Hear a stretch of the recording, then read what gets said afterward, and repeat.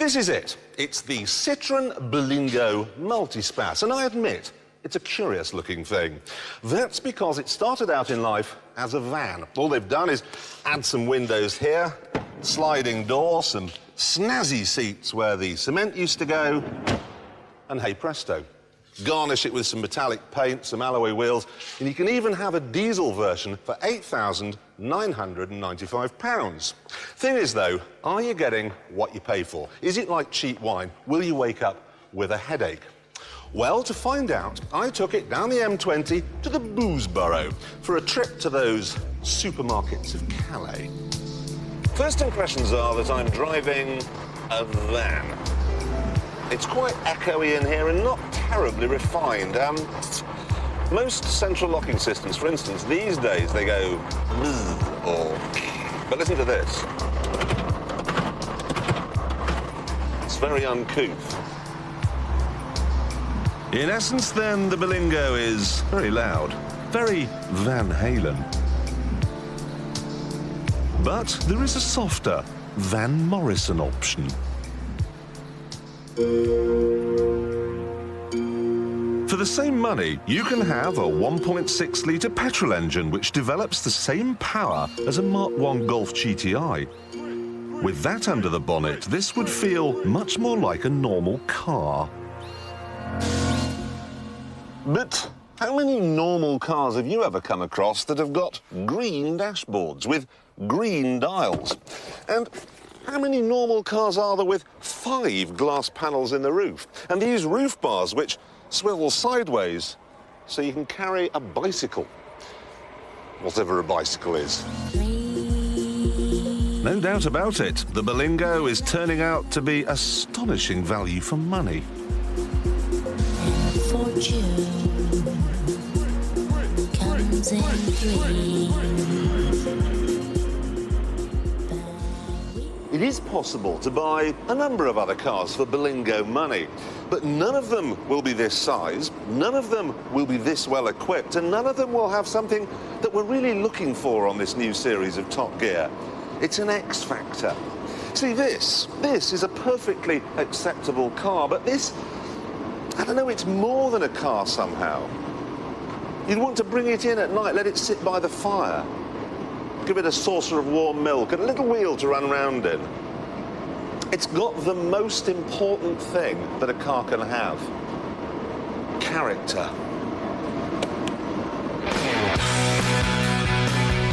And now the coal is back in Newcastle. The Berlingo is back where it came from. And I still can't find anything really wrong with it. The turning circle's not much cop and there's a fair bit of road noise. It's not terribly sporty either. But it is very comfortable. Hand on heart, it rides like a Jaguar.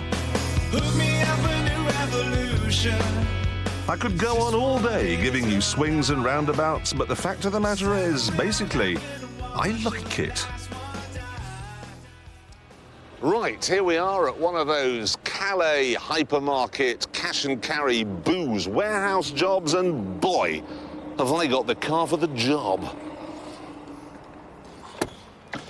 Let me show you what I mean. We've got storage space up here, and here above the driver.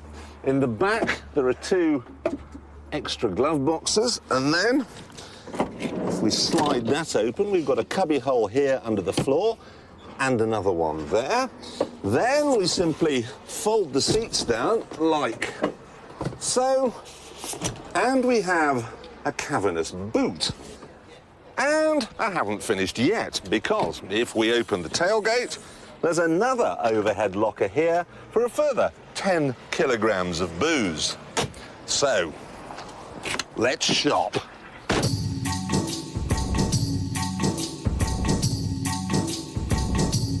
I want that one, that case there. It's all terribly exciting, all this cheap booze. But you have to be careful, because if customs suspect you're bringing stuff back that's not for your own personal consumption, they'll confiscate it and your car. And they're currently confiscating 30 cars a day. So I caught up with the shop's owner and his girlfriend to talk about this. Because I was reading in the paper that if I were to put 500 bottles of gin in the car, which I'm legally allowed to do... Absolutely. Customs are so, well, you'd never get through all that. How can they say that when it was Maggie Thatcher told us to stock our larders up? I mean... With 500 bottles of gin? Yeah, but if you drink a bottle of gin a day, that's only a year and a half supply. That's not a lot. Fizzy Liebfraumilch. I don't think I'll be able to convince customs that's for my personal consumption. No.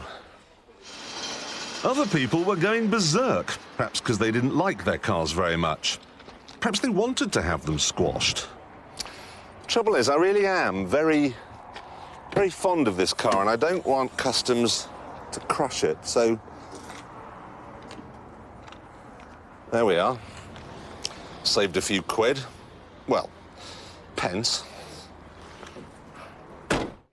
Now, I should explain at this point that other vans are available. There's the Fiat Doblo, which is a trifle cheaper than this, but I think I'm right in saying it's the slowest accelerating car that money can buy in Britain today. 0 to 60 is 21 seconds. Then there's the Ford Tourneo Connect. That's over £10,000. You don't even want to think about that. So awful. And then there's the Renault Kangoo. That's OK, but basically it's not as good as this. You have to have a Berlingo. Question is, diesel or petrol? Well, to help us decide that, I've been joined now by Top Gear's new car trader, pocket-sized chap, Jason Dorr. What do you reckon? Petrol. Really? Yeah, don't bother with a diesel.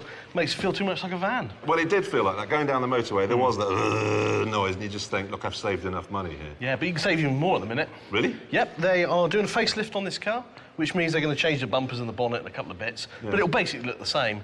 What it does mean is that Citroen have got some of the old models. They need to get a shot of them. These ones, basically? Yeah. This car? This car, yep. So what are they doing? They're doing a deal. You can get all the VAT off, so that means that instead of 8,995, you can get a 1.4 for £7,700. 7.7 for one of these? Yeah. That's the bargain of the century. Cheap as chips. Good tip. Right, if I could just sum it up, it's like Gerard Depardieu. Slightly swollen middle, broken nose, but there are hidden talents. And it's not just me who likes it. Everyone in the Top Gear office likes it. All the crew here like it. Everyone, well, apart from him. He doesn't like it very much, but everyone else does. And the people who like it most of all are the family of Albanians that I inadvertently brought back into Britain in each of the wheel arches. They've written to me from their new house in Leatherhead, the Hollies, to say that it will always hold a special place in their heart. Great car.